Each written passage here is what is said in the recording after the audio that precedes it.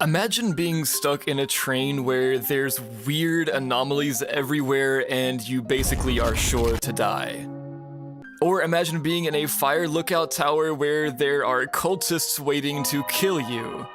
The beauty of horror gaming is that it puts you right in the driver's seat and it makes you experience the horror, unlike a movie where you're just watching it happen. So today we're going to be exploring the psychological horror game Iceberg, starting with Visage. Visage is a 2020 independent psychological horror game. Set in a strangely structured house with a somber history, the player controls Dwayne Anderson as he explores the backstories of the inhabitants that once lived there. The game is presented in first-person perspective, and a large portion of the house is accessible, although some areas require keys. Obstacles include avoiding the dark to reduce loss of sanity, though several tools can aid the players through the dark. Visage has a similar setting and gameplay as its spiritual predecessor, PT. The game takes place in a large suburban home in the 1980s and utilizes a first-person perspective. The player controls Dwayne Anderson, an inhabitant of the home who committed suicide after killing his wife and children. Dwayne is trapped inside the house and tormented by supernatural entities. The objective of the game is to find a way out of the house and learn about the cause of all the paranormal activity. The house is designed as a semi-open world with large sections freely explorable to the player at all times and multiple pathways to reach each area. However, in order to fully explore the map, players will need to find keys to unlock each door first. The player must face several hazards while exploring. First, they'll have to avoid dark areas to manage their sanity. Sanity, like similar systems in games such as Amnesia: The Dark Descent, is decreased if Dwayne stays in the dark for too long. Secondly, ghosts will create paranormal events by manipulating the house as the player explores. Examples include light bulbs breaking, doors slamming or opening, and electronic devices malfunctioning. Witnessing these events will cause Dwayne's sanity to fall. Lastly, Dwayne must avoid being caught by the various ghosts and demons that inhabit the home. Being caught by these ghosts and demons means instant death, so players must carefully maneuver through the house to avoid them. The lower Dwayne's sanity, the more severe each paranormal event becomes, up to the point that a ghost or demon will appear and attack the player. Players can use lighters, pills, light bulbs, and candles to help them avoid these threats. Lighters allow the player to move through dark areas without a light, taking pills can recover sanity, light bulbs can be used to repair broken lights, and candles are a light source that ghosts cannot manipulate. There are various other items the player can find and use, like a camera or a sledgehammer. Dwayne has a very limited inventory and can store only 5 of these at a time and hold 2 more in his hands. As a result, the player must explore the house very carefully to uncover the truth. So with that out of the way, the gameplay, let me get into the plot of this game because it's pretty interesting. So, in 1985, at a suburban home, a man named Dwayne Anderson shoots and kills his wife and 2 children before himself. Waking up at a bloody empty room, he hears a voicemail from his neighbor, Rose, who has not seen him out of his house in 3 weeks. He tries opening the front door, but it's locked. Paranormal events begin occurring throughout the house, and Dwayne begins searching for a way out. In the process, he navigates through experiences divided into 3 chapters centering around the people who once lived there. The first chapter is about Lucy, a little girl who in 1965 was befriended by a demon that communicated with her via television and radio. Over time, due to the demon's influence, Lucy's behavior became increasingly abnormal. One day, under the demon's direction, Lucy killed her pet bird Pico by biting its head off. Lucy's horrified parents took her to therapy. However, the syringing only worsened Lucy's mental state. Further tormented by the demon, she locked herself in the bathroom and ripped off her jaw. Subsequently dying from blood loss while her parents desperately bang on the door, the demon later unlocked it. The second chapter revolves around Dolores and George, an elderly couple who had a baby. In 1962, Dolores was reported to exhibit symptoms of various mental disorders, such as Dolores hearing her own voice from the baby monitor, reciting a numerical sequence, the key to her inner house. George believed that the remedies given to Dolores were unhelpful, stressing him. As Dolores worsened, she became increasingly mistrustful and even hostile towards George, once attacking him believing he was poisoning her tea. Dolores eventually murdered George, stabbing him with 7 knives and leaving his corpse in the study room. Later, Dolores hanged herself next to her crying baby's bassinet. The third chapter features 28-year-old Rakin al-Matawa, who suffered from scopophobia and believed that someone is spying on and attempting to silence him. In 1970, he was attacked by a shadowy entity and used as a firearm to defend himself, after which he is entered into a psychiatric hospital. Believing the hospital to be part of this conspiracy against him, Rakin wreaked havoc, threatening the staff, behaving violently, jumping from a window, sabotaging the building's electricity, and even killing a staff member with a crowbar. Doctors were often forced to sedate him when he acted out.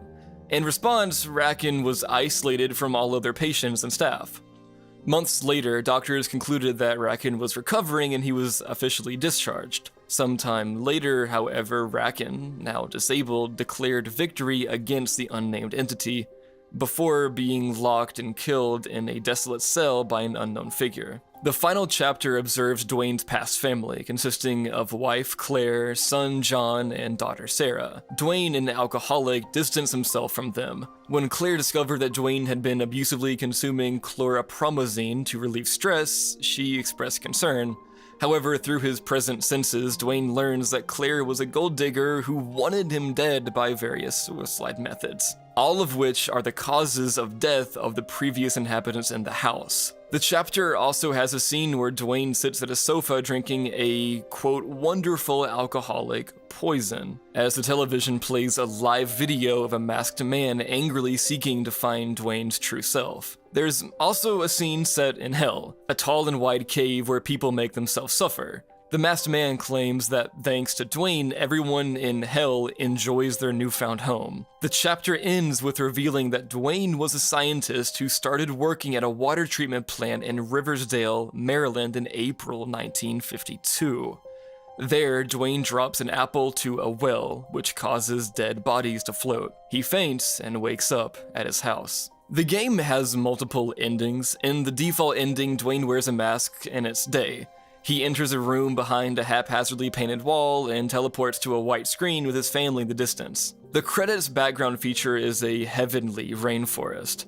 In the alternate ending, named The Void, Dwayne enters the room. Opening a secret door and going down a staircase, he reaches the room in the game's opening with the revolver there. Dwayne, does himself like he does in the opening. In a flash, he sees the location of one of the 7 VHS tapes needed to collect to achieve the default ending. After collecting one, time repeats itself 6 times. At last, the revolver is empty. Dwayne wakes up in the well from Chapter 4, endless in all directions. And then if the player plays on Steam, they'll receive the Void trophy for this one.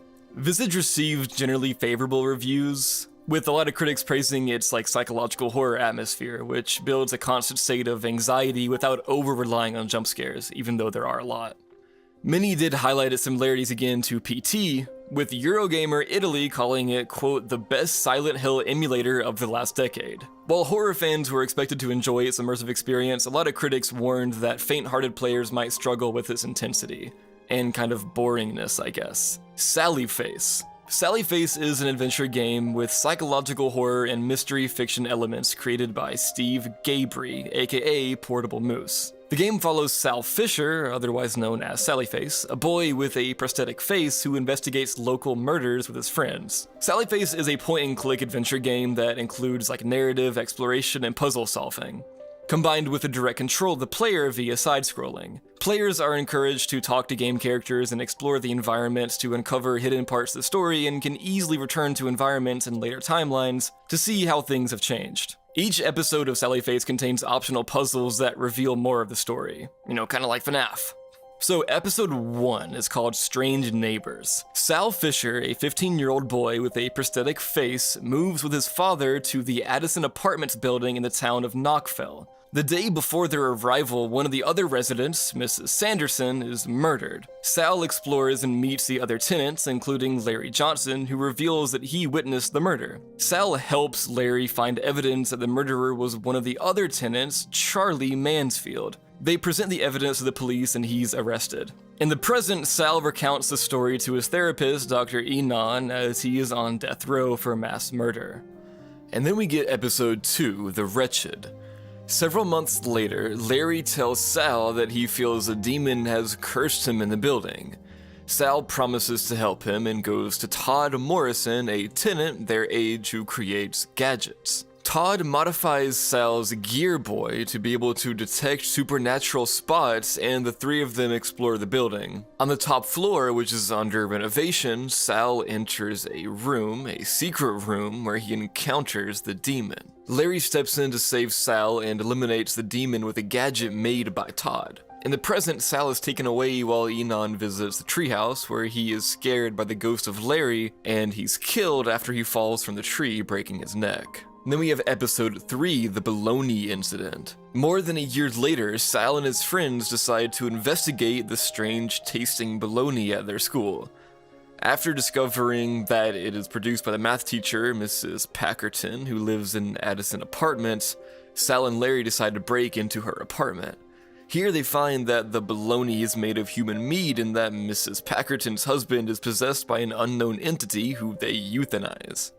Their friend Ashley Campbell discovers a hidden trash chute but falls down it. Sal, Larry, and Todd find that the chute leads to an occult temple underneath the building where they save Ashley.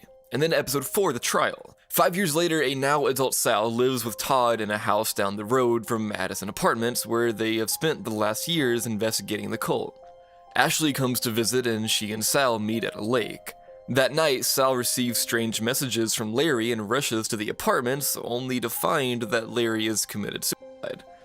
Sal and Larry's ghost together work their way through the apartment building where it is shown in the otherworld that all the residents are overgrown with a strange growth. When Sal reaches Terrence Addison, the owner of the building who never leaves his room, he finds that a fleshy green mass has possessed him since he was a child. Sal defeats the mass, but an apparition of Terrence tells him he must kill all the infected tenants to end the infestation for good. Reluctantly, Sal obliges and murders all the residents. In the lobby, he finds Todd, who has been possessed by the demon. Todd calls Ashley crying and hysteric, and she calls the authorities. She arrives just as the police do and witnesses a blood-covered Sal muttering and regretful. Sal is arrested immediately.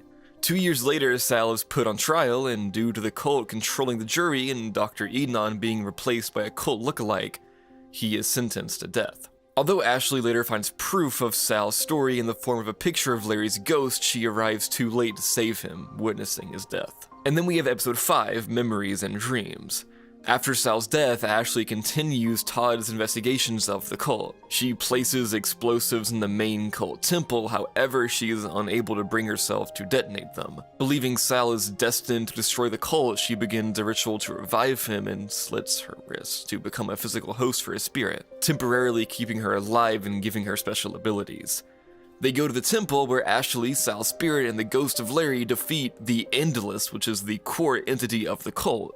And in doing so, they save Todd from the cult's possession. Larry's ghost vanishes, leaving the others to grieve him. Even after the group's best efforts to save the world from the cult, it is later revealed in the unlockable epilogue that though they managed to save the world, 52% of the planet's population had been consumed by darkness. Madison.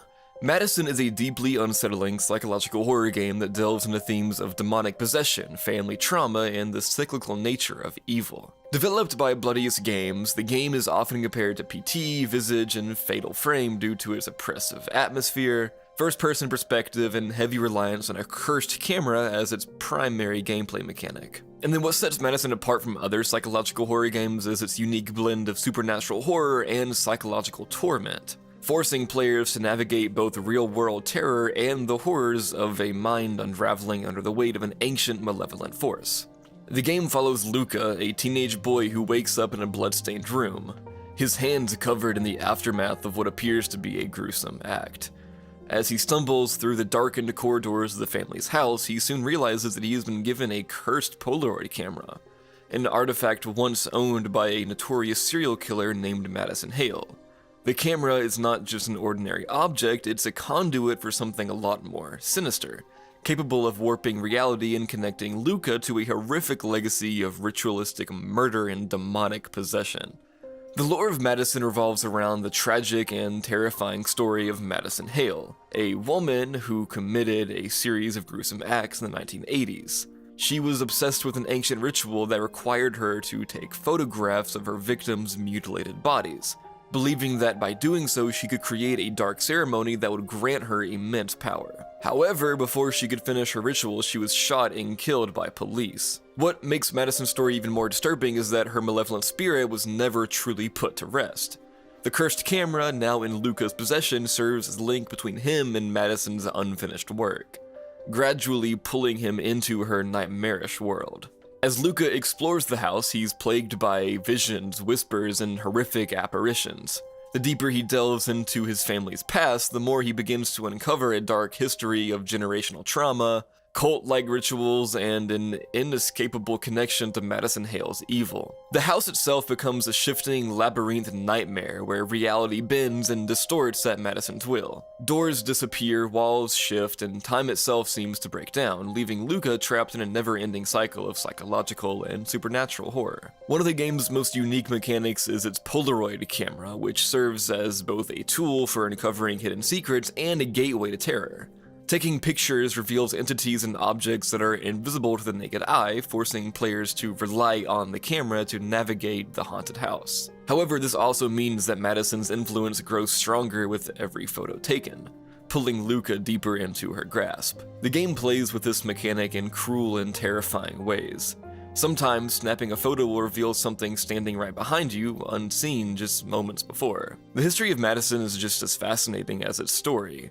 Originally developed under the name Madison VR by a very small indie team, the game underwent multiple delays and a studio rebrand before its eventual release in 2022. During development, the team cited PT as a major influence, but instead of simply copying its style, they sought to create a horror experience that was more interactive, more puzzle-driven, and more deeply tied to its own lore. The game was met with critical acclaim upon release, with many players praising its atmosphere, sound design, and relentless psychological horror. One of the most disturbing aspects of Madison is how it blurs the lines between reality and delusion. While much of the horror is overtly supernatural, there is an underlying theme of psychological deterioration.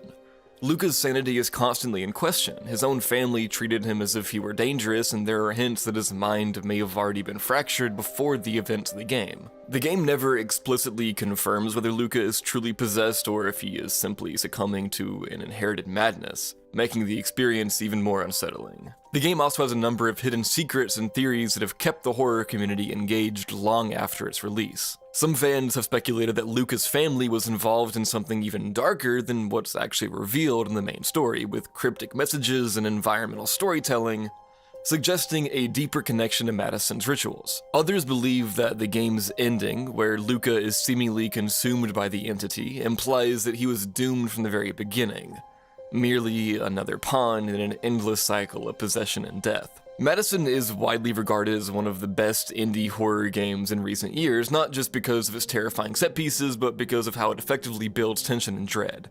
There are no cheap jump scares. Every moment feels carefully crafted to make the player feel trapped, helpless, and constantly watched. The use of lighting, sound, and environmental horror makes the game feel deeply immersive, and the camera mechanic ensures that players are always forced to confront the horrors around them rather than simply running away. Alright guys, and with that we are done with the first layer. Well, it's kind of the first layer. Like, I'm on this iceberg of like all horror video games, and I'm only doing the psychological ones. There's like different colors for different categories. And there's no psychological horror ones until like layer 7. So technically we're going into layer 8, but really we're going into layer 2.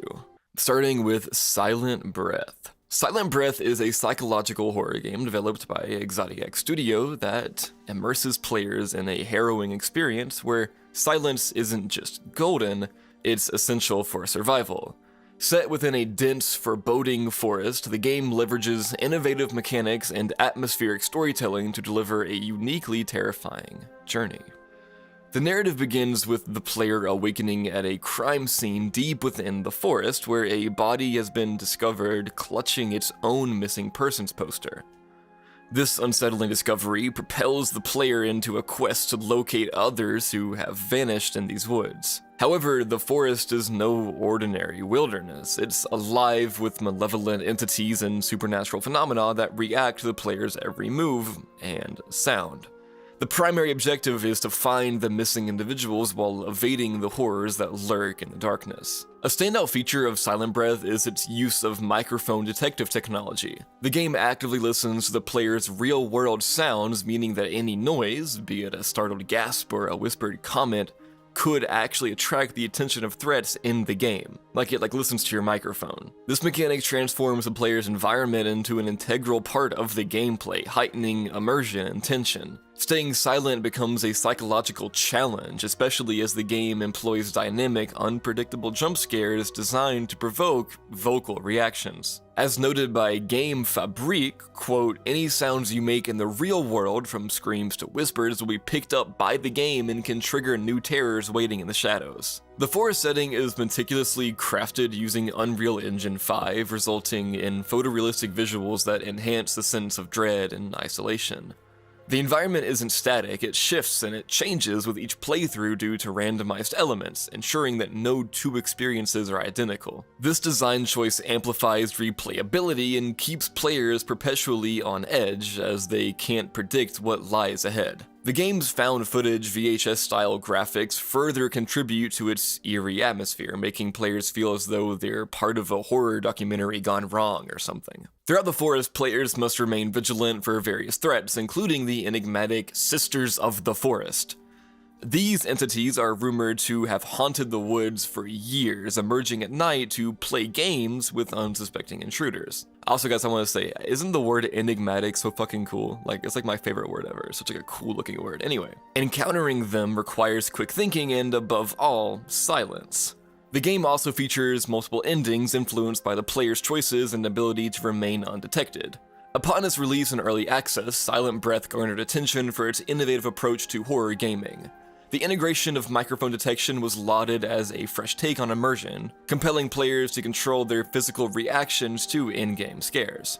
As highlighted by Downright Creepy, quote, "Silent Breath uses a microphone detection gameplay mechanic to track scares for its players." So yeah, this game is actually fucking right up my alley and it's sick. The Voidness. The Voidness is a psychological horror game that immerses players in a chilling sci-fi narrative where darkness and isolation are central themes. Developed by Steel Krill Studio, a solo endeavor by developer Ryan Portelli, the game was released into early access on Steam on April 6, 2023.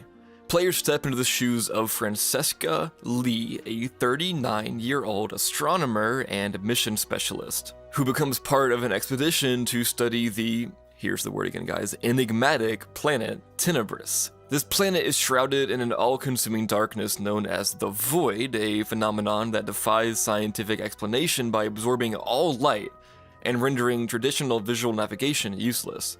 The story begins with Francesca awakening in the infirmary of the base on Tenebris, only to find it abandoned and her fellow crew members missing. As she ventures into the oppressive darkness, she discovers that she's not alone.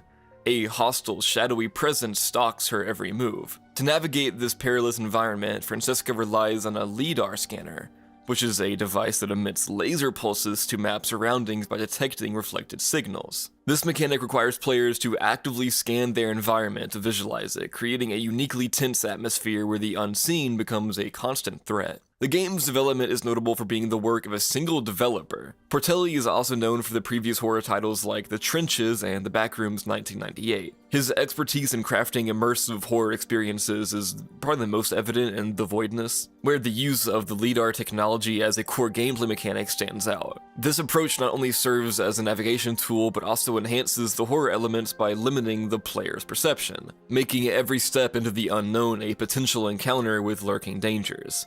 One of the game's innovative features is this integration of microphone input as well. The enemies within the Void can hear the player's real-world sounds, which adds, that same layer of immersion and tension and shit. The Voidness also incorporates survival elements including an inventory system, puzzles, and the need to manage resources carefully.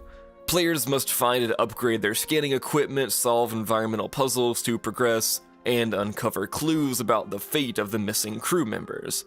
The game is structured in a level-based format, with each new presenting new challenges and deeper insights into the dark mysteries of Tenebris. The game's atmosphere is further enhanced by its minimalist sound design and the constant tension of the unseen enemies. The reliance on the LiDAR scanner means that the environment is only revealed in fragments, which creates a sense of disorientation and unease. And this design choice really does, effectively tap into that primal fear of the unknown and the unseen. Hospital 666. Hospital 666 is a cooperative survival horror game developed and published by Loken. In this game, players find themselves trapped in an apparently infinite hospital with the primary objective of escaping by navigating through its eerie and unpredictable environment. The hospital is filled with anomalies and supernatural entities, making each step forward toward freedom fraught with danger and uncertainty. The narrative begins with the player awakening in the hospital, disoriented and unaware of how they got there. The only means of progression is through a series of elevators, each leading to different floors that harbor unique anomalies and threats. The game's core mechanic revolves around the player's ability to identify and react to these anomalies. A guiding principle throughout the game is turn around if you see something strange. The hospital comprises over 100 floors, with each designed to challenge the player's perception and nerves. Players must choose between forward or backward elevators based on their observations of the environment. Selecting the correct elevator is crucial. A wrong choice can result in encounters with hostile entities or being sent back to previous floors. Every 17 floors, players face mini-bosses inspired by creatures from the SCP Foundation. And then the ultimate goal is to reach the ominous floor of 666, a journey that tests the player's resolve. Hospital 666 draws inspiration from various horror media, including Exit 8, Escape the Backrooms, and the SCP Foundation. These influences are pretty evident in the game's design, atmosphere, and the nature of its anomalies. The game offers both single-player and cooperative online modes, supporting up to 4 players. And then upon its release, the game received a mix of reviews. Players praised its innovative approach to horror, particularly the emphasis on observation, but some critiques focused on its performative issues with reports of crashes and stuff like that, so, Fears to Fathom Iron Bark Lookout. Fears to Fathom Iron Bark Lookout is the 4th installment in the Fears to Fathom series, a collection of episodic psychological horror games inspired by real-life horror events. Each episode takes a different setting and protagonist, throwing the character or the player into a slow-burning nightmare where the horror is disturbingly realistic. The series thrives on tapping into ordinary fears, the kind that don't rely on supernatural monsters but instead play on paranoia, isolation, and the terrifying realization that you are not alone as you think. Or not as alone as you think, I think I fucked that up.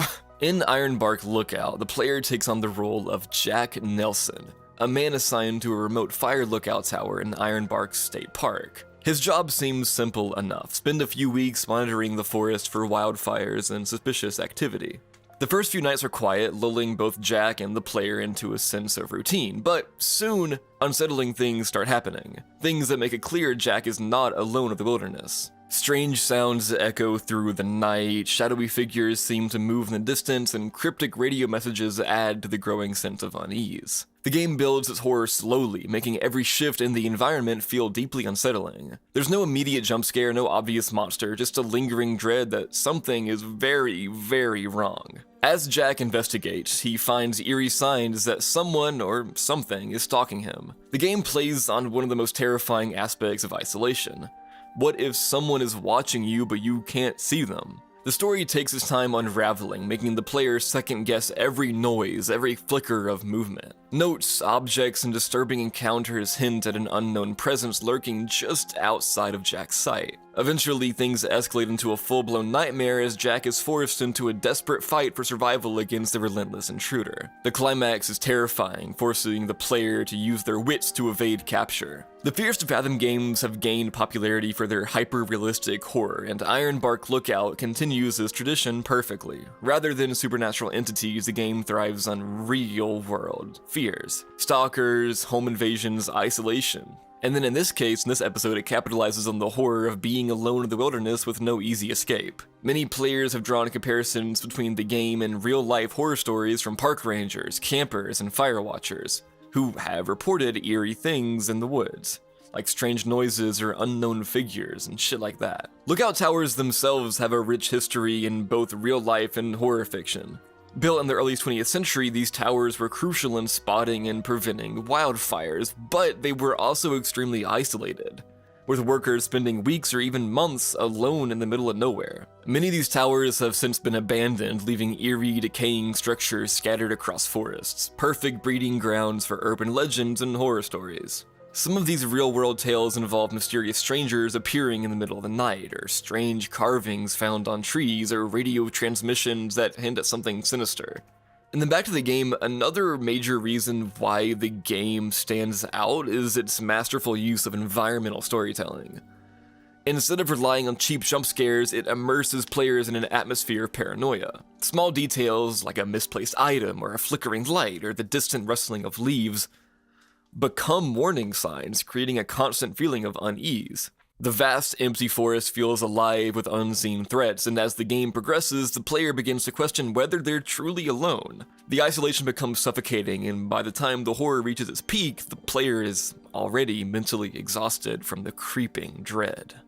Kinitopet. Kinitopet is one of those games that came completely out of nowhere and immediately had the internet buzzing with theories. It presents itself as a simple virtual pet game, a nostalgic throwback to like those old school desktop companions like Banzai Buddy or Clippy.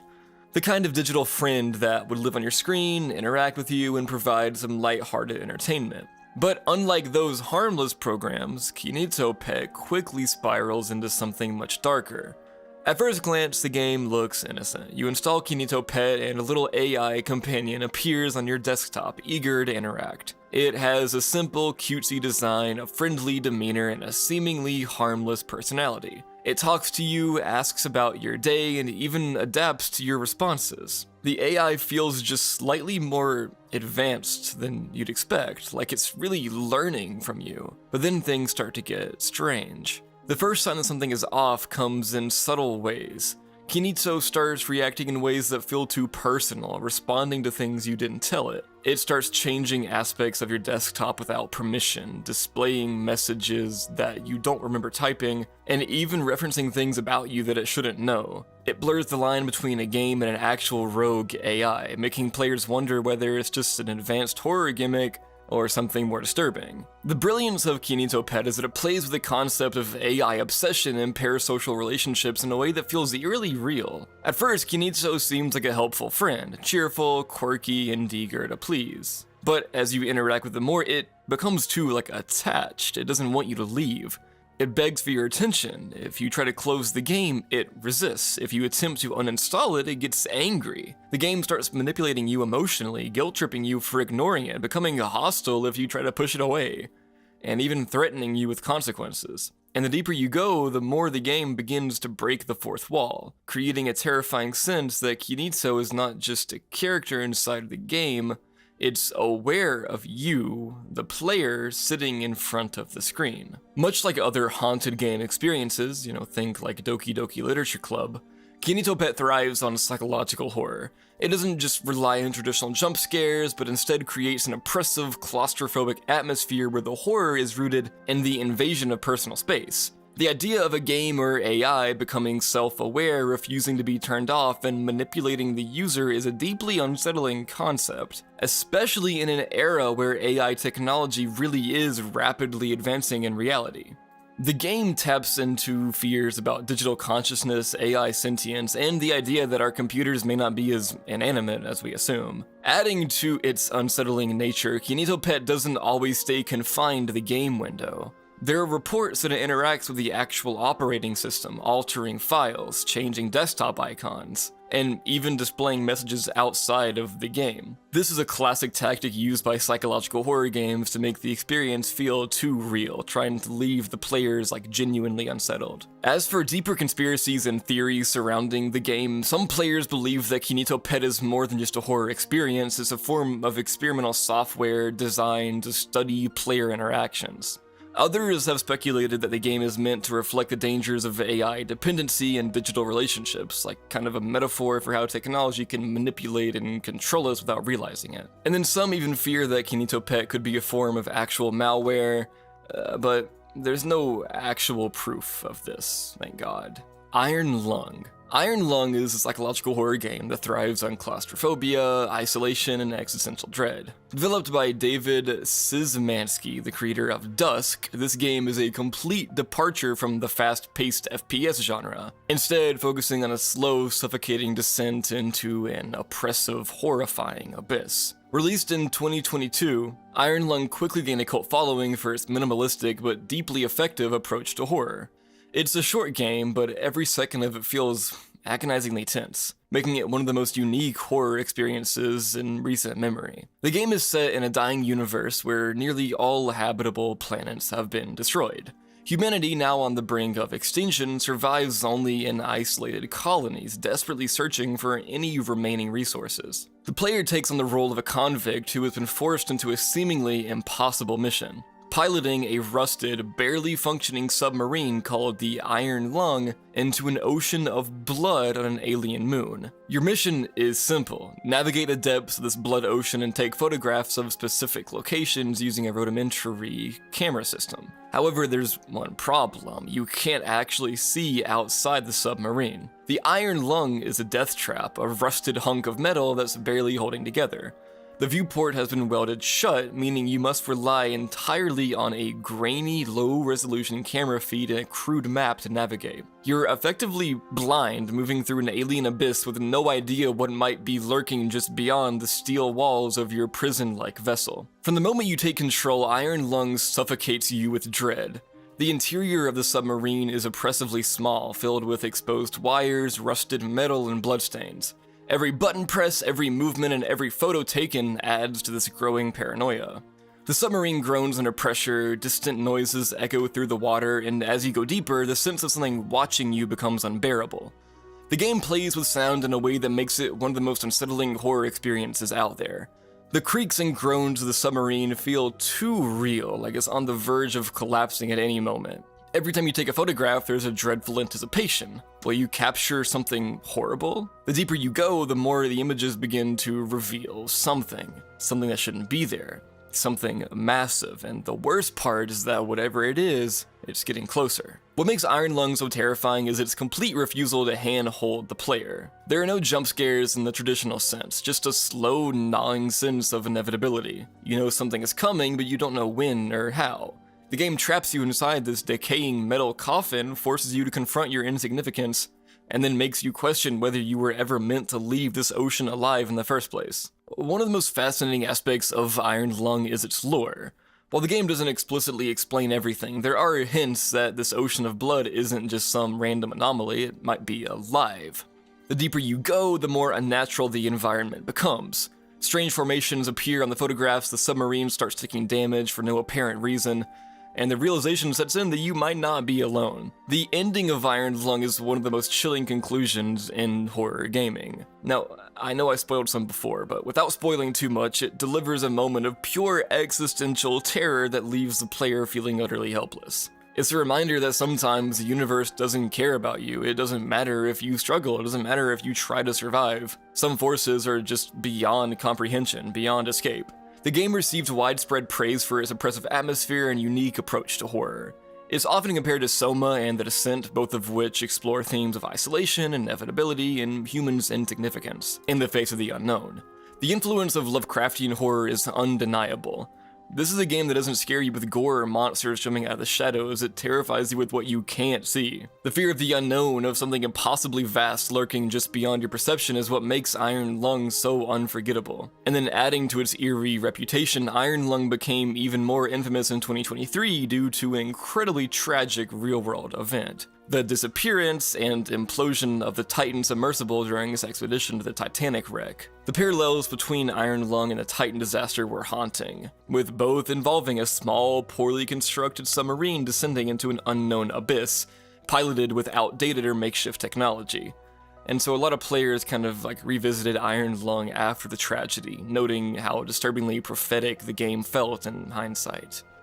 Parasocial. Parasocial is one of the most unique and unsettling horror games to emerge in recent years, blending psychological horror with an exploration of modern internet culture, obsession, and the dark side of parasocial relationships.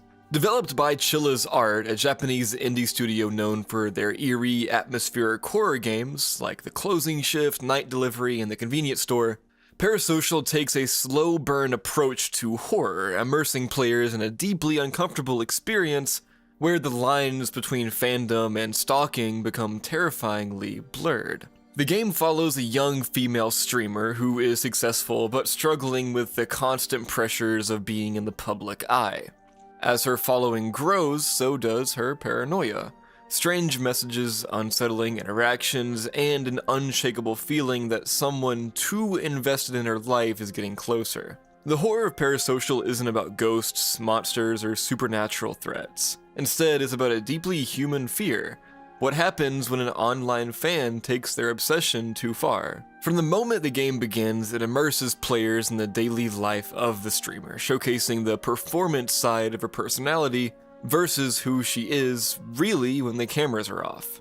This contrast is critical as it highlights the way that internet personalities create curated versions of themselves for an audience, while behind the scenes they're just normal people. But some fans don't see it that way. For them, influencers and streamers aren't just entertainers, they're friends, romantic interests, or even saviors. And when reality doesn't align with their expectations, things can become dangerous. And a little poi rant here, I can relate to this all too much. I don't know if you guys know who the goons are, but it's like Soup and McNasty the Do and Blarg. Whenever COVID hit, I was already a loser and they had just started their podcast, and for me personally, those guys were kind of like my only friends for a while. I listened to their podcast every week during COVID. I had nobody else to talk to. It was kind of nice to have like a friend group around that time. I was also like going from middle school to high school at that time, so I kind of, was at an age where it was more acceptable. Like, don't worry guys, I wasn't like 17 and my only friends were people online. But yeah, let me know in the comments if you have any parasocial relationships or if you're a fan of the goons as well. Hey, get me on that podcast one day, bruh. R.I.P. Soup, but, swagger is alright too. Anyways, Parasocial unfolds gradually, with the horror creeping in subtly at first. The streamer begins noticing odd comments, messages that feel too personal, fans who seem to know things they shouldn't, and small signs that she's being watched. The tension escalates when she starts receiving increasingly disturbing messages from a particular fan. What starts as admiration quickly turns into obsession, then anger, then something worse. Soon she realizes that this isn't just a case of online harassment. Her personal space has been breached. Someone is physically watching her. Someone's near. The game plays in the very real fear that many internet personalities face in the modern era.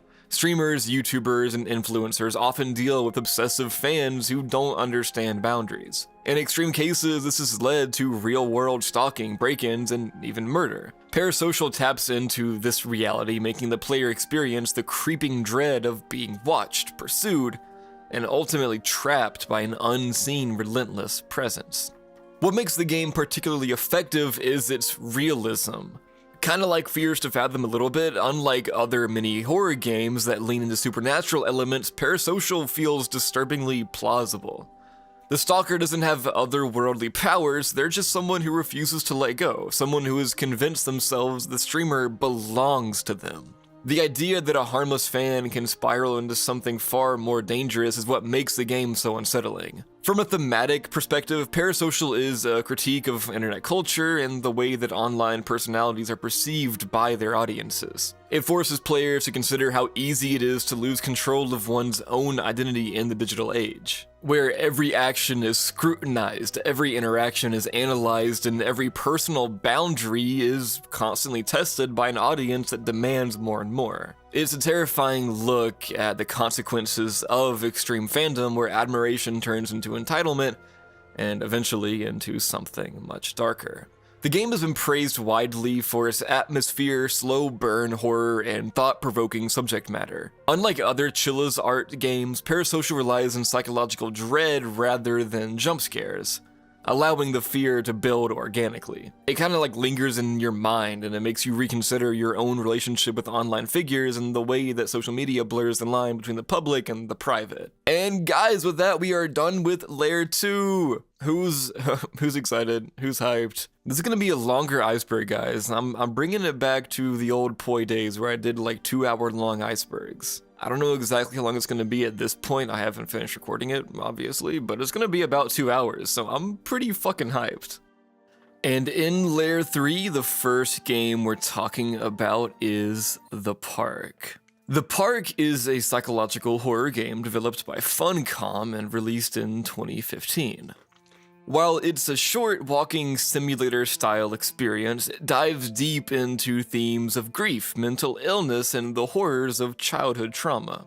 Set in the same universe as The Secret World, Funcom's horror-themed MMO, The Park takes players through a twisted, decaying amusement park filled with disturbing symbolism and a creeping sense of dread. It's not a traditional horror game in the sense of jump scares and combat. Instead, it's an exploration of psychological horror where reality kind of turns into a nightmare. So, the game follows Lorraine, a single mother searching for her son, Calum, who runs into Atlantic Island Park after hours. From the very start, Lorraine is troubled. She narrates her inner thoughts, revealing her exhaustion, depression, and a deep resentment bubbling beneath the surface. Her relationship with Calum is complicated, and as the game progresses, it becomes increasingly clear that her search for him isn't just about finding a missing child, it's about confronting the painful truths of her past and the darkness inside her own mind. The amusement park itself is a hauntingly perfect setting for psychological horror. What should be a place of joy and excitement is instead abandoned, broken, and filled with eerie remnants of its former life. The rides Lorraine encounters each serve as metaphors for her trauma, unraveling her past piece by piece. One of the most disturbing moments in the game happens inside a ride called the House of Horrors, where players are bombarded with fragmented memories,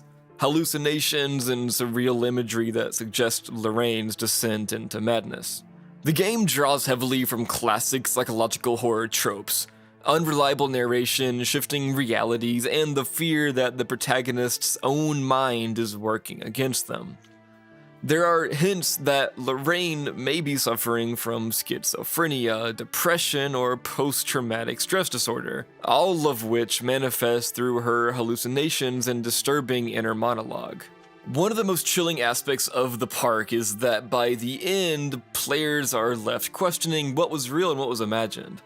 Was Calum ever actually in danger, or was his entire journey just a manifestation of Lorraine's deteriorating mental state? The story of The Park is tied to The Secret World, where Atlantic Island Park has a sinister history. In that MMO's lore, the park was built by a man named Nathaniel Winter who had ties to dark supernatural forces. The park was plagued by mysterious deaths and disappearances, and some believed that it was cursed or haunted. While the park doesn't lean too heavily into these supernatural elements, knowing the backstory adds another layer of unease. It suggests that the horror Lorraine experiences isn't just psychological, but something far older and darker. One of the game's most talked about moments is its ending. Without spoiling it too much, it delivers a gut-wrenching moment that forces players to reevaluate everything they've experienced. It doesn't rely on a big monster or a shocking twist, just the quiet, horrifying realization of what's actually been happening all along. The game leaves players with an overwhelming sense of tragedy, making it clear that the true horror isn't in the amusement park, but in the pain that Lorraine had been carrying all this time. While the park received mixed reviews due to its short length, it can be completed in about an hour. It was praised for its heavy atmosphere, disturbing themes, and strong writing. It's an experience that lingers, not because of cheap scares, but because of the way that it burrows into the player's mind. The Path. The Path is not a horror game in the way you might expect. There are no jump scares, no monsters chasing you, and no obvious threats, but it is one of the most unsettling games you'll ever play. Developed by Tale of Tales in 2009, The Path is a twisted, dream-like reimagining of Little Red Riding Hood, where 6 sisters, each at different stages of adolescence, are sent on the same journey. Follow the path to grandmother's house, and whatever you do, don't stray into the woods. The game gives you a choice. You can actually obey the rules and walk straight to grandmother's house. If you do that, you arrive safely and nothing happens, and the game basically tells you you failed. But if you do step off the path, if you wander into the deep, quiet forest, that's when the real game begins.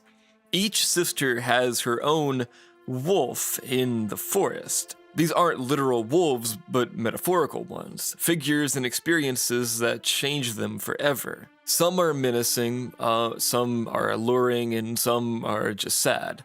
One might be a strange man by a playground, another a charismatic young boy in the ruins of an abandoned building. Each encounter plays out differently, but no matter what, once you meet your wolf, there's no going back. When you actually arrive at grandmother's house after meeting your wolf, the game takes a sudden nightmarish turn. The house transforms into an abstract, surreal horror sequence reflecting on the irreversible change that's just happened to you.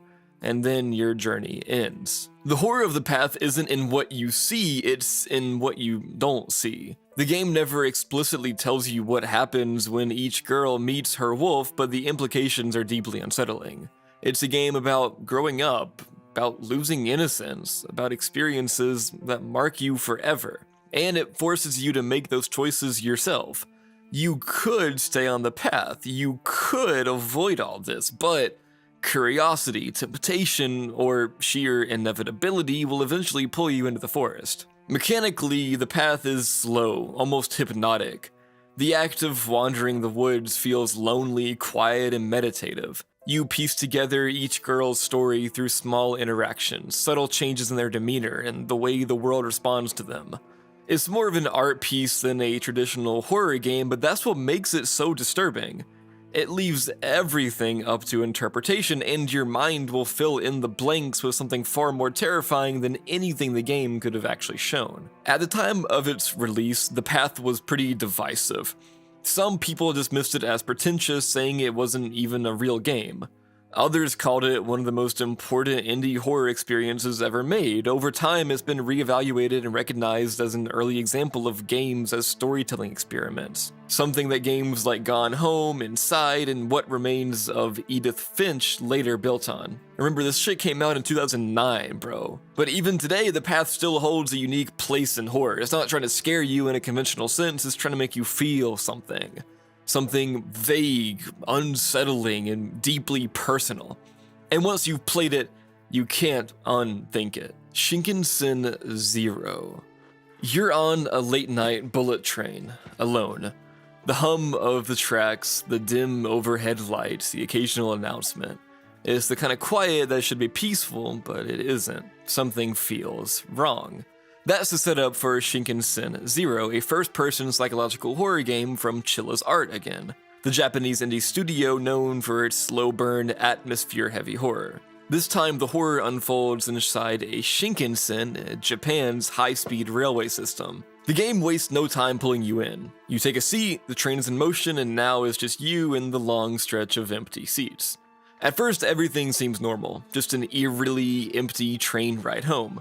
But the longer you sit there, the more you notice things that don't make quite sense. A lone passenger in another row sitting too still, a flickering light at the end of the car, the way the train seems to be moving but you can't tell how long it's been. Is that kind of horror that plays with your sense of time and space, making you question whether you're really alone or if something is creeping closer when you're not looking. Chilla's Art has a signature style, slow tension, mundane environments that start to feel off, and horror that builds without cheap tricks. Shinkansen Zero follows that formula, but does something even more unnerving. It traps you in a moving space. There's nowhere to run, nowhere to hide, the train keeps going and whatever is on board with you isn't getting off. Now, Shinkansen Zero isn't just a horror game where you sit and wait for something to happen. It's an anomaly detection horror game, a subgenre that turns spotting small, eerie inconsistencies into the core mechanic. We talked about one earlier. Here's how it works. You're trapped inside the seemingly endless bullet train trying to reach level 0. The train is made up of different levels, and to progress you need to observe your surroundings carefully. The main mechanic revolves around detecting anomalies, subtle, and sometimes not so subtle, changes in the train's environment. If something is off, like a passenger behaving strangely, a door that shouldn't be open, or a light flickering when it wasn't before, you move to the next level. And if everything looks normal, though, you move backward, and your goal is to keep moving in the correct direction until you reach level 0. And then if you go the wrong way, it resets. What makes this game so effective is its pacing. It doesn't throw scares at you immediately, instead it lets you sit in that discomfort.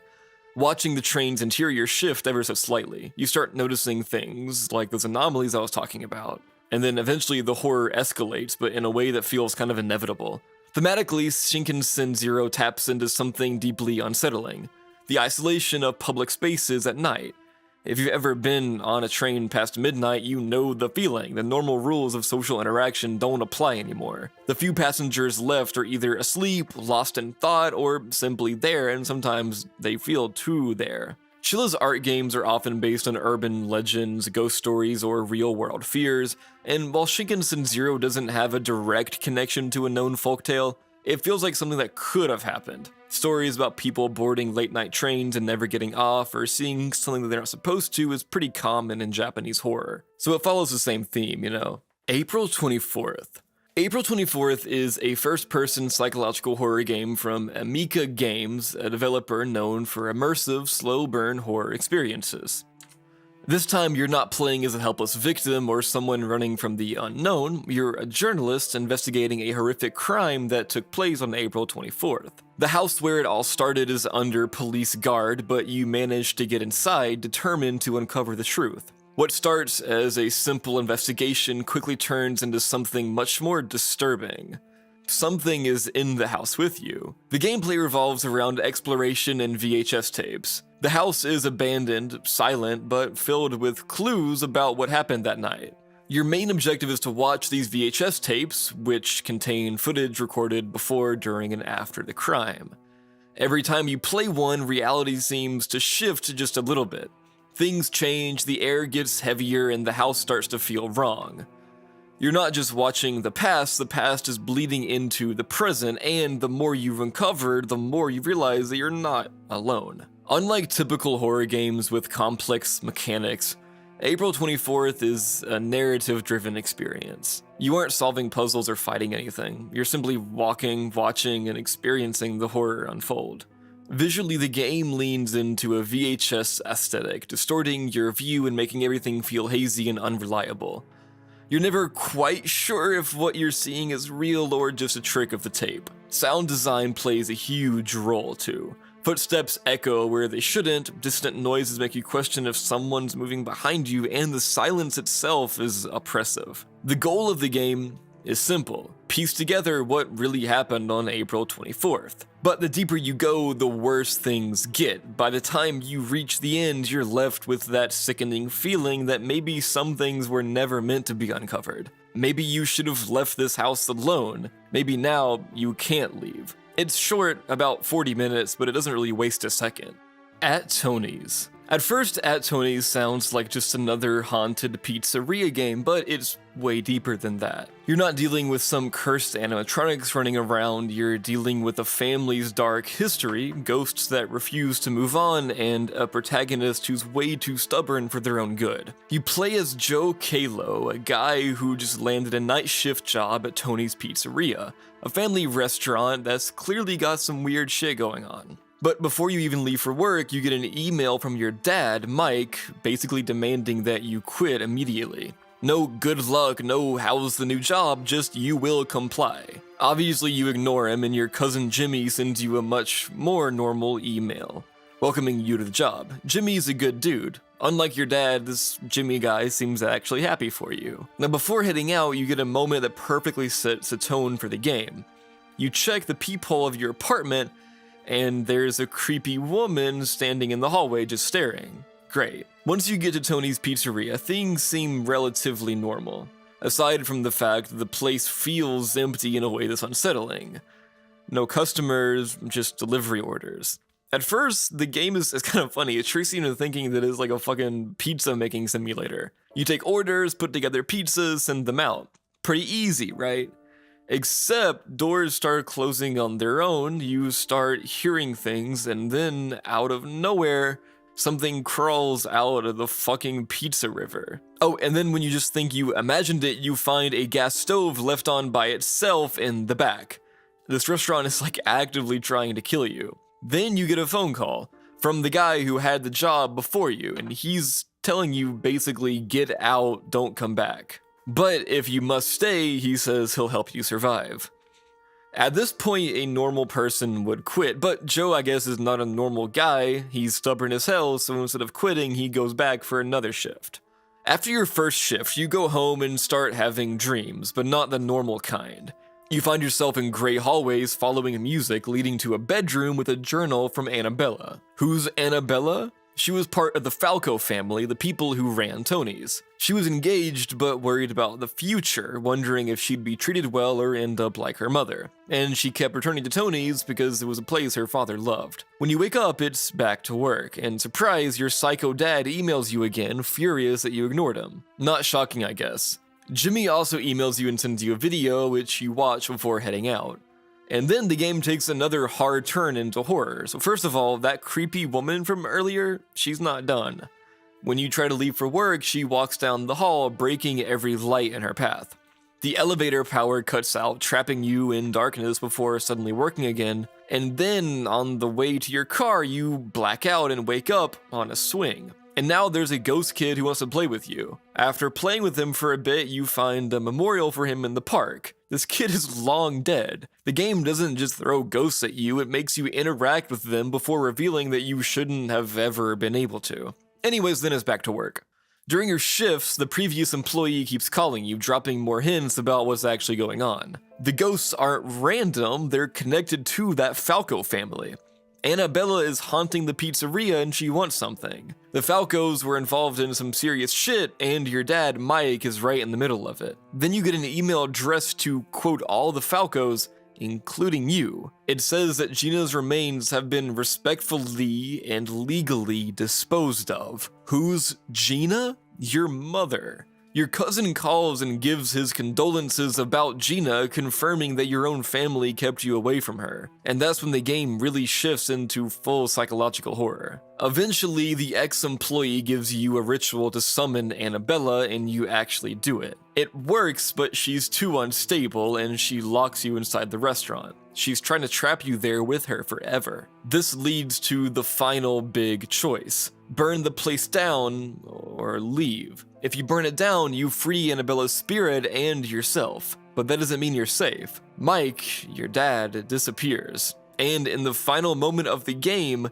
you wake up in the trunk of his car. He's taken you, he's going to re-educate you. Your father, the guy who spent the whole game trying to keep you away from Tony's, is actually the real monster all along. The game starts off pretending to be a haunted pizzeria game, but it's actually about generational trauma and like family secrets and shit. Your father's not protecting you, he's controlling you just like he controlled everyone else in that family. And that's what makes that Tony's so fucking effective. It's pretty good. Fears to Fathom Carson House. Fears to Fathom Carson House is the third episode in the episodic horror series Fears to Fathom. In this installment, you play as Noah Baker, an 18-year-old from the Midwest. It's September 24th, 2009, and you've agreed to house sit for Roy Carson, a friend of your father's and the COO of a local media company. Sounds like an easy gig for the weekend, but things take a turn that you probably didn't expect. Probably because, I don't know, bro, maybe you expected all this shit. You arrive at the Carson residence and find the key hidden in the backyard, just like Roy said. The house is modern and spacious, equipped with a security system you can access through the office computer. Roy communicates with you via text messages, starting with a simple task. Feed the family dog, Zeke. After taking care of Zeke, Roy asks for your help to remove a virus from his computer. You handle it, which also restores the functionality of the home's CCTV security camera system. Settling into the office, you decide it's a good spot to catch up on homework, all while texting your girlfriend, Evelyn Cooper. As the evening rolls on, Roy requests another favor. Pick up some groceries from a nearby store called Nooks. Canucks? I don't know. He mentions that he's left a $100 bill on his bedside table to cover the costs. And also you got lucky because he says that you can buy one thing for yourself. You decide to use Alex's bicycle, Roy's son's bike, to make the trip. At Nooks, you bump into your school friends Andy and Turner. They casually mention that your ex-girlfriend Kara was at the store just before you arrived. It's a brief encounter, but it leaves you uneasy, stirring up past memories you'd rather forget. I mean, probably, I don't know. A lot of people, you know, are weird and they think about their ex-girlfriends while they have another girlfriend. If that's you, bro, move on or don't date anybody else. Anyway, Back at the Carson house, your friends urge you to look up Roy Carson's divorce online. Curiosity gets the better of you when you discover that Roy's been in the spotlight recently due to a pretty messy divorce. He's been receiving death threats and unwanted attention from fans of his ex-wife. This revelation adds a layer of tension to your stay, making you a lot more cautious as you go about your tasks. While you're trying to focus on your homework, the doorbell rings. Given what you just read about Roy's situation, you're hesitant to answer. After confirming with Roy that he had ordered a pizza for dinner, you cautiously open the door to the delivery person. Relieved but still on edge, you take the pizza and settle in to watch some TV, hoping to relax. But the peace doesn't last long. The doorbell rings again, and this time no one's there, just a bouquet of flowers left on the doorstep. Puzzled by the anonymous gesture, you bring the flowers inside, trying not to let it bother you. The night takes a darker turn when you receive a text message from an unknown number asking, "How are you? What did you have for dinner?" This invasive question heightens your anxiety. At 1:36 a.m., the power suddenly goes out. You hear Zeke barking and decide to investigate. Grabbing a flashlight, you make your way to the backyard, finding the circuit breaker and restoring the electricity, but that unsettling feeling doesn't go away. You start receiving more messages from the unknown number, each one more disturbing than the last. Determined to get to the bottom of this, you check the security cameras and spot a figure lurking around the house. Panic sets in as you realize someone has entered the home. You hear noises downstairs and discover the oven has been turned on. Frustrated and scared, you contact Andy, accusing him and Turner of playing pranks on you. But they deny any involvement, insisting they're both at Andy's house. Oh, fuck, by the way, did I mention that Andy and fucking Turner are like the friends that you saw at the Nux store? Anyway, yeah, they deny any involvement and insisting they're both at Andy's house. Your mind races, trying to make sense of this situation. Returning to security cameras, your worst fear is confirmed. A woman holding a kitchen knife is standing at the end of the hallway, slowly making her way toward the office. Heart pounding, you recognize her. It's Kara, your ex-girlfriend. I fucking told you, bro, don't be doing this shit. Don't be dating somebody while you're still, like, thinking about your ex. She stops outside the office door, her voice eerily calm as she talks about wanting to reconcile, but her words quickly turn threatening. She mentions Evelyn, making it clear that she's been watching you closely. Desperate to escape, you quietly move to the laundry room across the hall, hiding and hoping that she doesn't find you. Peering through the blinds, you see her searching the office, giving you a chance to slip out and make a run for it. You flee the house, not looking back, as the adrenaline propels you forward. In the aftermath, it's revealed that Kara fled before the police arrived. The investigation uncovers that she had been struggling with substance abuse, which led to erratic and dangerous behavior. Your brief relationship with her had ended due to these issues, but she hadn't taken it well. The incident leaves you shaken. One of the most unsettling things about this game is how normal it all feels at first. The game drops you into this realistic world. You're just a kid, like, house sitting for the weekend, doing everyday things like feeding a dog, getting groceries, checking your emails, and doing homework. And I'm sure most of us can, imagine this. We've probably all done something like this. But the way it slowly shifts from mundane to nightmarish is what makes it so effective. It doesn't start with a bang, it lets you get comfortable first, which makes it even worse when things start going wrong. And let's talk about the sound design too, because that's a huge part of why this game gets under your skin. The game is filled with subtle audio cues that make you question everything.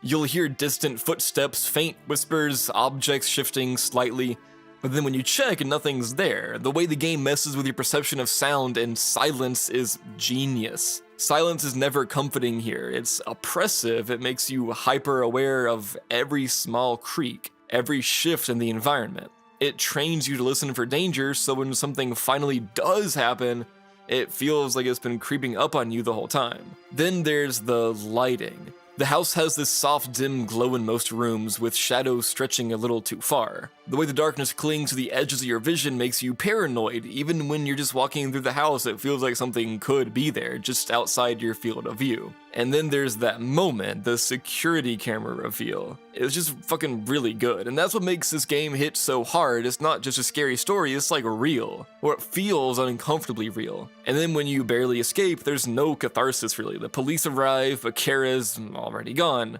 It doesn't end with a big dramatic confrontation, it ends with that lingering dread that she could still be out there. Massacre at the Mirage.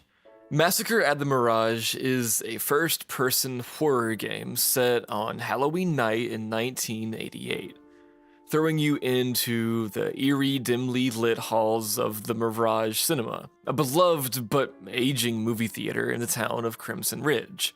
At first, it feels like any other Halloween. People are out for a night of scary movies, cheap popcorn, and nostalgia. But as the night unfolds, it becomes clear that something is very, very wrong. A masked clown is lurking in the shadows. The game starts with you playing as Luna, a young woman just trying to get through the night at her job at a car dealership. She's distracted, playing an old horror game called Terror at Oakheart when she gets a call from her boyfriend, Billy. Billy is the town's local radio DJ, and his show is just about to start.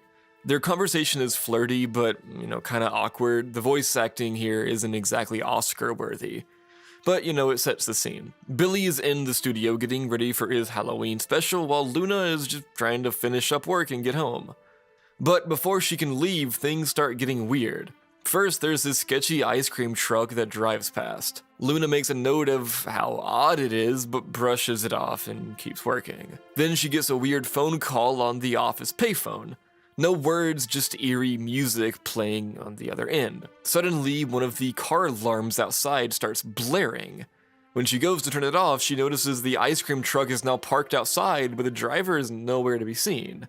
The tension builds as she cautiously investigates a noise coming from the trash bin, and then BAM! The clown strikes. Luna never makes it home. Then the game switches to Nia, a worker at the Mirage who's stuck working the Halloween shift for the second year in a row. She's outside on a smoke break, complaining about how she should be out partying instead. Her only comfort is that her favorite horror movie, Nosu, is playing that night, and her friend Ben is working the ticket booth, which means at least she won't be completely bored.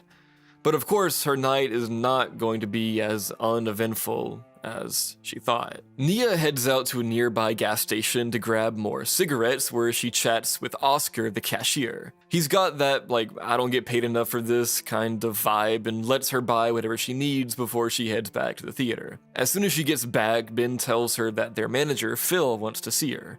Phil is exactly the kind of creepy boss you'd expect in a game like this. His voice acting is unsettling, and he gives Nia a list of last-minute tasks before they open. Return some records to the radio station across the street, take out the trash, and grab some test footage from the basement. As she runs these errands, things start to feel off. She gets startled by a creepy homeless man waiting for change, and then in the basement she meets Eric, the maintenance guy. But he's kind of way too chill given the atmosphere of the night. But nothing seems outright dangerous yet. It's just that creeping sense of unease that something is about to go very wrong. Once the theater opens, the gameplay shifts between Nia and Ben as they take tickets and serve snacks to moviegoers. That's when he shows up, the clown. He doesn't attack right away, he just lingers. He walks up to Ben's ticket booth, staring at him through the glass. When Ben tells him to leave, the clown punches the glass so hard it nearly shatters. Ben freaks out and tells Nia what happened, deciding to go tell Phil so that he can call the cops. But before he can do that, he gets lost inside the supply closet. The clown is already inside the theater. At the same time, Oscar's back at the gas station when he hears something crash in the garage. When he goes to investigate, the power cuts out. The eerie music starts up again, and then he finds something bad. We don't get much time to process it though, because the clown is already behind him. The clown isn't just picking off random victims either, he's toying with them. After Oscar, he moves on to the homeless guy Nia ran into earlier. The guy just wants some booze, but instead the clown hands him a, quote, present. Whatever is inside kills him instantly. Back at the theater, Ben is still trapped in the supply closet while Nia's trying to figure out what the hell is going on. Then the clown grabs her and throws her down the basement stairs. Meanwhile, we switch perspectives to Billy, the radio DJ, who's doing his Halloween broadcast when the clown suddenly appears outside the studio. The lights explode, the power flickers, and Billy gets absolutely annihilated in one of the most brutal kills in the game. With Billy dead, we're back to Nia, who wakes up in the basement nailed to a chair. Over the intercom, we hear Billy's voice, except it's not really Billy anymore. It's the clown mocking her. Quote, "The audience is waiting and you're the star attraction," unquote. Nia rips herself free, pushing through the pain and making her way upstairs. The theater is a bloodbath, bodies everywhere. There's words scrawled on the walls in blood, and the clown statue stands in the middle of the room watching. At this point, Nia knows that she's not getting out without a fight. She remembers that Phil keeps a shotgun in his office, but when she gets there, she finds Phil himself bloody and barely conscious. He gives her part of the code to the safe, but she has to guess the last number. Once she cracks it, she finally gets the gun, and now it's final girl time. She heads to the main hall where the clown is waiting for her. They fight, but this isn't some easy boss battle. The clown is fast. He dodges, he taunts, he laughs as he tries to finish what he started. But Nia isn't playing this game anymore. She blows him away. And like that, it's over. Or is it? As the credits roll, we get one final shot. The clown's body is gone. Massacre at the Mirage is like a love letter to 80s horror. It's pretty well done. And with that, guys, we are done with Layer 3 into the final Layer 4. Lost in Vivo. Lost in Vivo is a first-person horror game that delves deep into the psyche, exploring themes of claustrophobia, personal trauma, and self-acceptance. Developed by Kira, oh no, I don't know, bro. Light's smart as fuck. He can probably make a pretty good game. The game presents a harrowing journey through dark, confined spaces. The story begins with the protagonist, whose gender is unspecified, undergoing in vivo exposure therapy, a form of CBT, not that kind of CBT, cognitive behavioral therapy, designed to help individuals face their fears. To assist in this process, they're accompanied by their service dog named Danny. While walking home from a therapy session, a sudden rainstorm triggers a flood and Danny is swept into a storm drain. Determined to rescue their companion, the protagonist ventures into the sewer system, confronting their claustrophobia head-on. As they navigate the labyrinth sewers, they encounter unsettling environments and creatures that symbolize deeper psychological struggles. Early on, they come across the dwelling of a homeless man who, driven mad by isolation, has gouged out his own eyes to escape the gaze of a perceived sinister entity. This encounter foreshadows the pervasive theme of unseen horrors lurking in the darkness. Deeper into the sewers, the protagonist finds themselves in an abandoned subway system. Here, they discover diary entries that shed light on their past. These notes reveal a troubled history involving a toxic relationship, body image issues, and the loss of a child. The protagonist's ex-partner pressured them to lose weight, leading to feelings, of inadequacy and self-loathing. This internalized negativity manifests in the game's environments and enemies, such as aggressive mirror-like entities and pervasive weight loss advertisements. The subway section also introduces the ghost of a girl who committed the, self-ending thing by stepping in front of a train. This apparition serves as both a literal and symbolic obstacle, representing the protagonist's own struggles with depression and suicidal thoughts. It's kind of sad. It's actually all sad. This all game is very sad. By restoring power to the subway lines, the protagonist helps the ghost find peace, mirroring kind of their own journey towards self-acceptance. Emerging from the subway, the protagonist descends into cavernous tunnels where they confront a monstrous insectoid creature masquerading as their lost dog, Danny. This creature symbolizes the protagonist's paranoia and fear of deception. By collecting beetle-shaped emblems, they unlock the path forward, signifying their efforts to piece together their fractured psyche. The journey continues into a research laboratory belonging to Nasumi testing, where unethical experiments have taken place. Here, the protagonist learns about a doctor, a scientist who created a monstrous entity through dark rituals. And that being is a being that can only move when not observed. And that kind of embodies the protagonist's fear of the unknown and the unseen threats lurking in their mind. The laboratory's grotesque experiments and the presence of humanoid rat creatures further emphasize themes of dehumanization and loss of identity.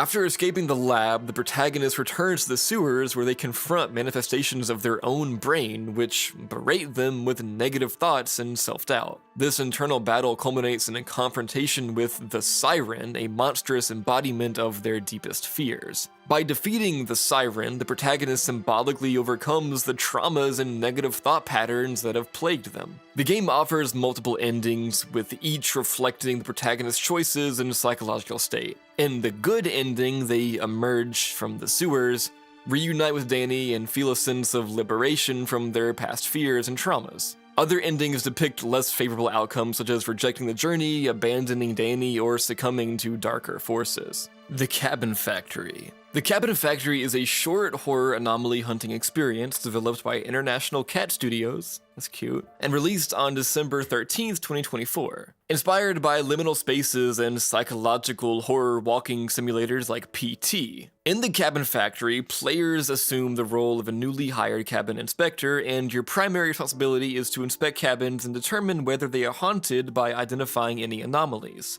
The core gameplay loop involves thoroughly examining each cabin for unusual occurrences, just like that one train game from earlier. If you detect any anomalies, you're advised to exit immediately and press the danger button. If the cabin appears free of them though, you can safely press the clear button. The game emphasizes careful observation and attention to detail, as some anomalies can be subtle and easily missed. You gotta remain vigilant because failing to identify a haunted cabin can lead to unexpected and pretty frightening consequences. The Cabin Factory is more than just a horror inspection job though. It's a slow, creeping descent into trauma and shit like that. The company, the Cabin Factory, specializes in building these cabins for theme parks and movies, but after a lawsuit claims that some of the cabins are actually haunted.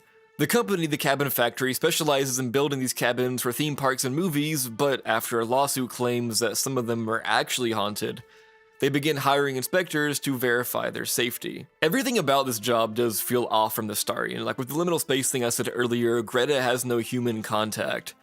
Just automated instructions played over a telecom system. She's forced to accept terms and conditions that can change at any time without notice, locking her into a pretty shady contract. She's left completely alone, her first task being to enter the inspection room where the cabins are brought in on a conveyor belt. The rules are simple. Inspect the cabin, if anything moves, hit the danger button like I already said, if it seems normal, hit clear. At first, the job seems unsettling, but not outright terrifying. The first cabin that arrives is modeled after Hansel and Gretel, featuring hyper-realistic wax figures posed inside.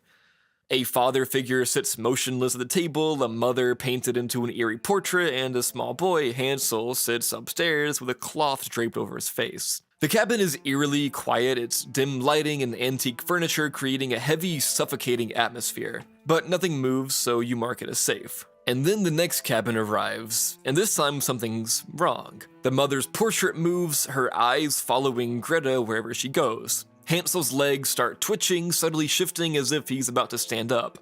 But the father, the most imposing figure in the room, never moves. She rushes out and hits the danger button, officially marking it as haunted. And then the third cabin arrives and everything changes. A news report plays over the speakers. A real cabin in the woods burned down, killing a family of 4. 2 bodies, the parents, were found, but their children, a 10-year-old girl and her 6-year-old brother, were never found. The fire is believed to be intentional, with no clear explanation for how the parents became trapped inside.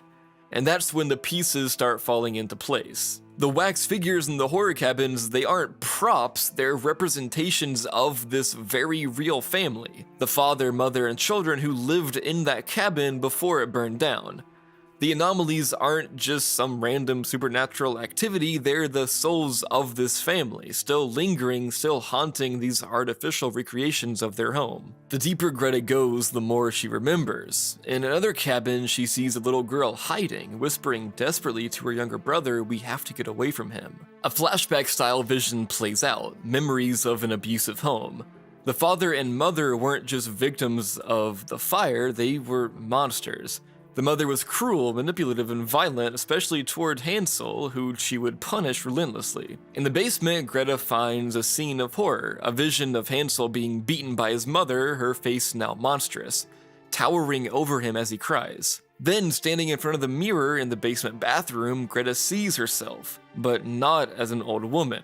She sees herself as the 10-year-old girl from the fire. And that's when everything clicks. This isn't just an inspection job, this isn't just a haunted cabin. Greta isn't just an employee, she's the little girl who escaped the fire all those years ago. The visions aren't ghosts, they're her own memories playing out in an endless tormenting loop. The parents trapped inside, the fire raging, Hansel holding on to his frog plushie. All of it is her past, forcing her to relive it. And then the mother speaks. The bathroom door slams shut, and Greta hears her mother's voice gaslighting her, trying to break her down. You want to leave, Greta? That's fine, but your brother, he's staying here. You'll abandon him just like you abandoned us. What do you think you'll find outside? Nothing. You are nothing. The mother's figure is no longer just a wax model, it's alive. It chases Greta, forcing her to flee, to escape the cabin, to slam the danger button over and over, but no matter how many times she resets, the truth doesn't change. She sees the fire, she sees her parents screaming inside as the flames consume them. She sees herself and Hansel standing outside, holding hands, watching their parents die. And finally she goes home. The job is done, she's survived, she returns to her small, empty apartment, alone. And then the closet door opens. Inside the closet isn't clothes, it's the cabin. The very same cabin she tried to escape all those years ago. Because no matter how far she runs, she can never leave. The trauma never really left her. Psychopump Gold. Psychopump Gold is a game that takes you deep into a surreal, conspiratorial nightmare, where reality is stretched and broken and you begin to question everything. At its core, it's a first-person dungeon crawler, but unlike the typical high fantasy settings you'd expect, this game throws you into a decayed artificial world shaped by unknowable forces. You play as a nameless protagonist who has built a helmet, the Psychopump, which was meant to grant the power to read minds, but instead of peering into the thoughts of others, it exposes a hidden world layered beneath our reality. One filled with horrifying cryptic truths that should have never been seen. The gameplay is deceptively simple. You move through grid-based environments using 4 basic actions. Look, which is where you just observe the world. Speak, which is when you attempt to communicate. Touch, and hammer. Each level revolves around infiltrating massive buildings, seemingly normal structures on the surface, but once inside you find there's something far worse. These places are alive, stitched together from nightmares and conspiracies, hiding experiments, forgotten horrors, and layers of deception. Your goal in each is to destroy the heart of the building, some core monstrous entity keeping it alive, before moving on to the next. The combat is simple, mostly just swinging your hammer while backing away, but the deeper you go, the less the game is about fighting and more about understanding what has happened to the world. Every level offers cryptic clues about what's going on. Government experiments, ancient beings, a world that's been altered beyond recognition, and you have to piece it together yourself. There are no direct answers, just the lingering feeling that everything is wrong. At first, it might seem like the world you're uncovering is just a hallucination, the side effect of the helmet or a descent into madness. But the deeper you go, the more you realize this is all real. This isn't just your mind breaking, it's humanity itself that's been broken. Something invaded, something took over, and what remains of people are nothing more than failed experiments. Attempts to recreate what was lost. The buildings you infiltrate are connected to government sites, places where grotesque biological tests were conducted to manufacture new forms of human life. But none of them ever turned out right. Instead, they became husks, barely holding on to anything resembling consciousness, and you were walking among their remnants.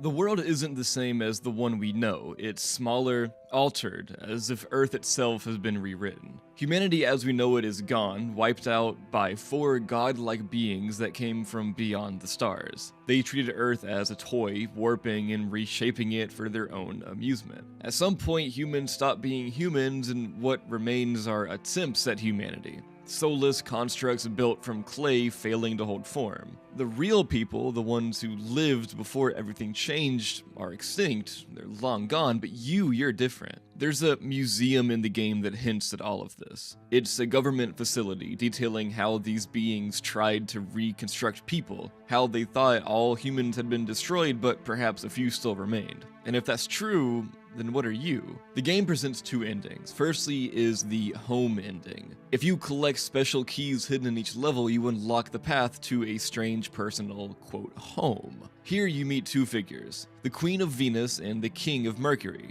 They seem to exist in some strange divine realm, and they recognize you as something more than human. They talk about hammers and nails. One destroys, the other builds. Alone, they're meaningless, but together they could create something new. Then the game simply ends, leaving you to wonder if they were even real. The second ending is the new goddess ending. This is the more common ending and arguably the true one. After reaching the end of your journey, you shed your skin and ascend, taking your place as the new Queen of Banners, a figure who has been worshipped throughout the game. This suggests that the gods who invaded Earth are not untouchable. Perhaps they were once humans who ascended as well. As you awaken to your divine form, you're given a brief moment to play as the King of Mercury, seeing the aftermath of what you unleashed. The Classrooms. The Classrooms is a psychological horror game that takes the familiar setting of an abandoned school and twists it into a shifting nightmare of limited space and ever-changing danger. It blends elements of found footage horror with procedural level design, meaning that every time you die, the school's layout, item locations, and threats shift into something new. It's a game that keeps you on edge and never letting you really rely on familiarity or muscle memory. At its core, it's an escape room style experience, but with heavy SCP Foundation influences where entities roam the halls and reality feels unreliable.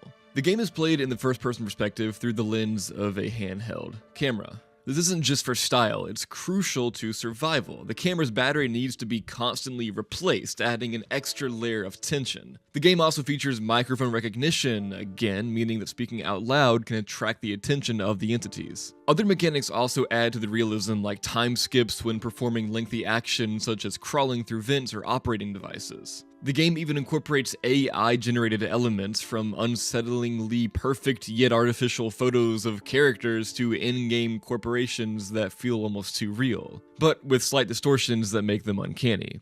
The deeper you go, the more you realize the game isn't just about escaping a haunted school.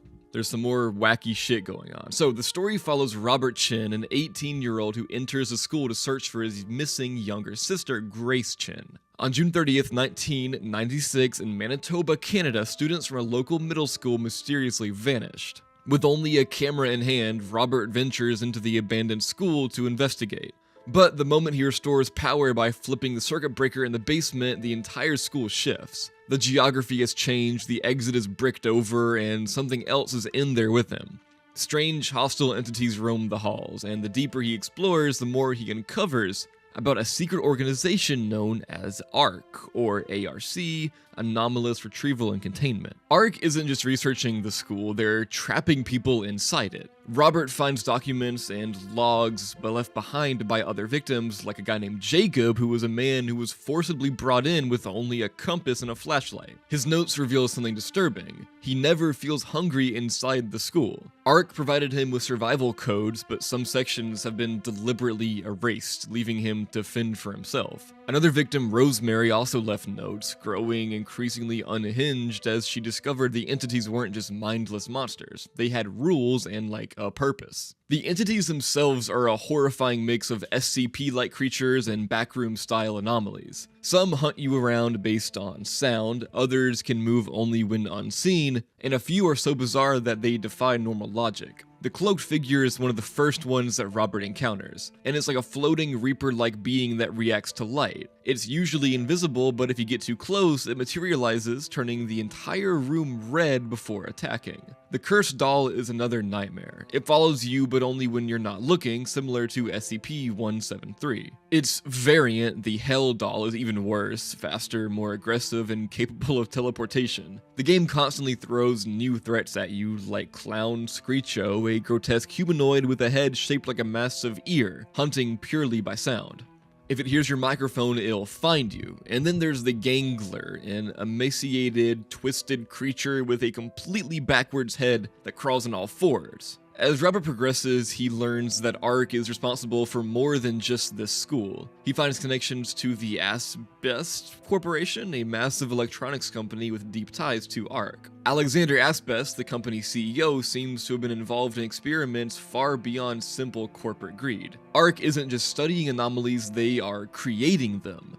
His father, Daniel Asbest, founded the company in 1925, and over the decades, it grew into something far more powerful than a simple tech business. The school was just one of many places where their work went terribly, horribly wrong. Each chapter of the game changes the setting, enemies, and objectives, creating new layers of horror. The classroom is the first area, a standard American school turned into an unpredictable nightmare. You have to find a key to unlock the elevator while avoiding shifting entities. The library introduces Clown Screecho, where silence is survival. The restroom forces Robert to wade through flooded hallways while avoiding the stalking gangler. The dark room removes your ability to see clearly, filling the school with pitch black corridors where the light switch is both a tool and a trap. The swimming pool stage is particularly eerie. It feels almost dreamlike with an oddly calming soundtrack. Then there's the playroom, arguably one of the most terrifying areas. It's a maze of jungle gyms, slides, and tunnels, a twisted recreation of childhood nostalgia. The area is filled with bizarre, smell-based enemies, meaning you can't just hide, you have to actively mask your scent. The playroom also requires manipulating power to escape, forcing you to juggle multiple objectives while being constantly hunted. And just when you think you understand the game, it throws a third enemy into the mix, one from a previous chapter, meaning you have no safe zones left. The deeper you go, the more the world seems to unravel.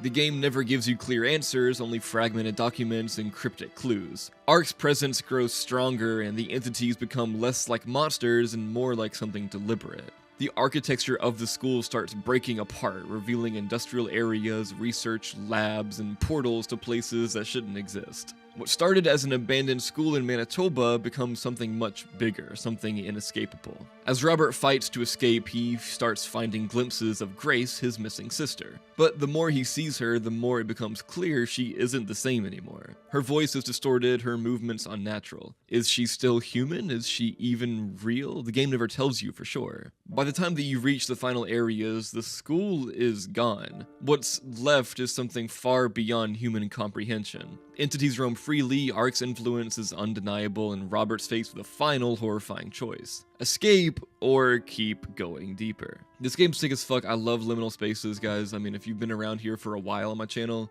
you know that liminal spaces is like my shit. Welcome to the game 2. Welcome to the game 2 is one hell of a ride. From the second you start, it throws you into a high-stakes nightmare where you're trying to save a woman's life while dodging an assassin, evading the police, and scouring the deep web for hidden keys. It's overwhelming, and that's the point. You're given time, but it never feels like enough. Every moment is stressful, and every second wasted brings Amelia, the woman you're trying to save, closer to death. You play as Clint Edwards, a reporter investigating Amelia's disappearance. She appears on a live stream, frantic and terrified, complaining that a group of masked figures called the Noir is hunting her. The Noir are unsettling, disappearing when you look away and becoming aggressive when you get too close. Your job is to track her location before they kill her, but the only way to do that is by finding 8 hidden hashes scattered across the deep web. If that sounds complicated, it is, but at its core, the game is simple. You just have to find those keys before Amelia dies. The disturbing part isn't the game itself, but the websites you have to search through. You'll find everything from bizarre fetish sites to markets for human trafficking and worse. One moment you're scrolling through a site selling semen, and the next you're on a page where a father is renting out his own daughter. It's fucked up. The game forces you to face the absolute worst parts of humanity, making you wonder if it could actually exist in real life and how much of it does. But that's the real horror, isn't it? The idea that some of this might be real. Sure, it's a game, but it's based on concepts that have real-world counterparts. The dark web isn't just fiction. Some people really do commit atrocities behind the safety of that screen, and anonymity makes it easier for them. That's one of the biggest themes in this game, anonymity versus accountability. One of the most unsettling parts of the game is that Amelia's livestream isn't private. Thousands of people are watching, voting on whether she should live or die, and the majority vote is for her death. That's what makes it so terrifying. It's not the mass killers or assassins stalking you, it's the people. The idea that given anonymity and the ability to get away with it, so many would choose evil over good. This ties into Carl Jung's idea of the shadow, the darker side of humanity. Jung believed that everyone has a side they repress, the part that wants to lie, cheat, steal, or worse. And the only way to be truly whole is to acknowledge it and to accept that you're not purely good. The game forces you to face that duality not just in the world around you, but in Clint himself. He's trying to do something good, but he's doing it illegally. He hacks, steals, breaks laws, and even risks getting an innocent woman kidnapped if you play the game wrong. He is the hero, but his methods are questionable. And that's the end, guys. That was the psychological horror games Iceberg. I hope you enjoyed this one. This one, I don't think it ended up being as long as I thought it was earlier. Maybe like an hour and a half around there, but still pretty long, and I just hope you guys enjoy it. This one is so fun to make. So let me know in the comments what you think. Let me know what kind of videos you want to see next, all of that awesome shit. And yeah, have a great night, everyone. Sweet dreams.